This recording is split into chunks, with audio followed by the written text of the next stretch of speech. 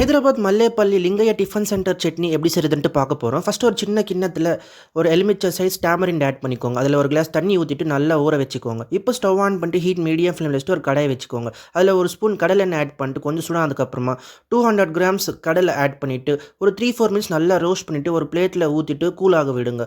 இப்போ மறுபடியும் stove on பண்ணிட்டு ஹீட் மீடியம் ஃப்ளேமில் வச்சுட்டு ஒரு கடாய் வச்சுக்கோங்க.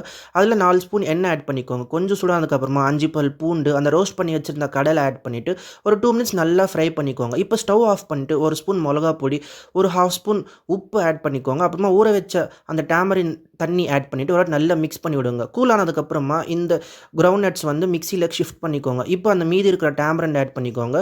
1/2 கிளாஸ் தண்ணி ஆட் பண்ணிட்டு நல்லா அரைச்சி இந்த சட்னியில் ஒரு ஸ்பெஷல் பவுடர் ஆட் பண்ணணும். அதுக்கு ஒரு சின்ன தாளிக்கிற கரண்டியில் 2 ஸ்பூன் கடலெண்ணெய் ஆட் பண்ணிட்டு கொஞ்சம் சொன்னதுக்கப்புறமா 1 spoon cumin seeds, 1 spoon mustard seeds, 2 spoon உரத்தால் ஆட் பண்ணிட்டு ஒரு 30 செகண்ட்ஸ் நல்லா வதக்கிக்கோங்க. அதுக்கப்புறமா ஸ்டவ் ஆஃப் பண்ணிட்டு கொஞ்சமாக கருவேப்பிலை ஆட் பண்ணிவிட்டு ஒரு 10 செகண்ட்ஸ் நல்லா வதக்கிட்டு ஸ்டவ் ஆஃப் பண்ணிவிடுங்க. இப்போ இதை வந்து ஒரு மிக்சர் ஜாரில் ஆட் பண்ணிவிட்டு நல்லா பொடியாக அரைச்சிக்கோங்க.